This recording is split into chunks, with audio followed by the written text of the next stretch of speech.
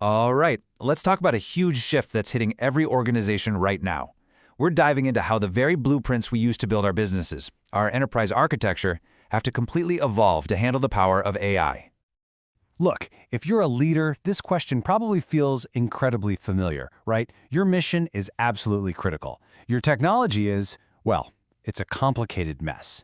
And now, bam, AI is here, and it's rewriting all the rules. So, what now? Where do you even begin? For a long time, the traditional answer has been something called enterprise architecture, or EA. Just think of it like the master blueprint for your entire organization. It's the map that shows how everything, from your highest level strategy to your business processes, your data, and your tech, is supposed to fit together. Now, to create these massive blueprints, organizations didn't just start from a blank page. They've relied on a set of classic, well-established frameworks to guide them. And the goal has always been pretty much the same: to tame the chaos, to bring order to complexity.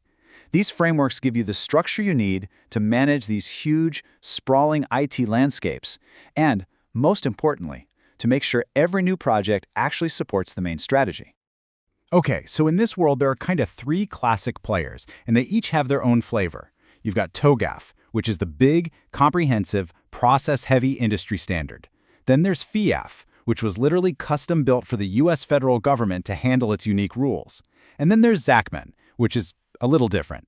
It's not really a process like the others. It's more like a powerful filing system, a way to classify every single piece of the enterprise.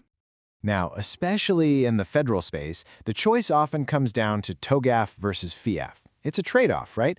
Do you want the rigorous, industry-backed process you get with TOGAF? Or is your number one priority perfect alignment with government-wide standards, which would make FIAF the obvious pick?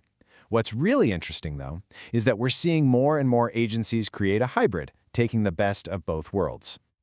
But just when organizations were getting the hang of these blueprints, a massive disruption showed up: artificial intelligence. And it's a force that is fundamentally challenging the old way of doing things. The new reality is crystal clear. The traditional way we've thought about enterprise architecture just isn't enough anymore. The old rule books were designed for predictable, stable systems. They just weren't built for the messy, probabilistic world of AI. You see, AI brings a whole new set of problems. Traditional systems follow clear rules. AI systems, they learn and they make predictions. This forces architects to ask totally new questions. How do you govern a system that works on probability? How do you trace its training data to make sure it's fair and unbiased? The old frameworks just don't have answers for this stuff. So this requires a major strategic pivot. We have to move from what we called systems thinking, which was really just about connecting applications, to something totally new: intelligence design. The focus isn't just on making the parts work together anymore. It's about strategically deciding where intelligence should live and how it should operate across the entire organization. And as you can imagine, this shift completely changes the job of the enterprise architect. They're transforming from being a planner into a truly strategic advisor. I mean, just look at how the questions have changed. In the past, it was all tactical stuff like, how do we integrate these two apps? Today, it's deeply strategic. Where should intelligence actually live in our enterprise to make the biggest impact? Or how can we let our teams experiment with AI at lightning speed while still keeping everything safe and under control? The architect's role has just completely evolved. They're no longer just a technical authority. Now, they have to be a strategic translator, almost like a diplomat, negotiating between what's technologically possible with AI and what's strategically vital for the business. They have to be the one to cut through all the hype and connect these complex new capabilities directly to mission outcomes. So how do organizations even begin to navigate this new landscape? Well, a new model is emerging. It's called architecture-led advisory, and it's designed specifically to provide the clarity that leaders so desperately need right now. And a unique challenge like this often requires a new kind of partner.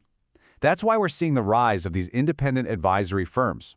Their whole value is that they can give objective guidance because they're not trying to sell you a specific technology or a big implementation project.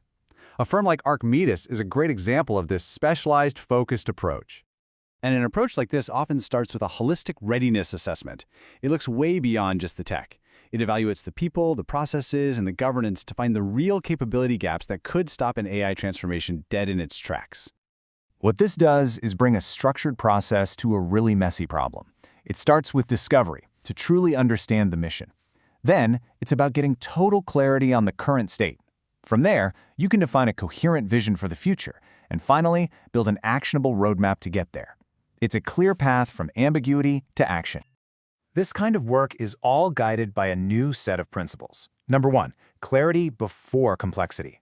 Then, making sure the architecture is what drives real, measurable outcomes. The strategy always has to be mission first, guided by unwavering integrity. And finally, security can't be an afterthought. It has to be designed in from the very beginning.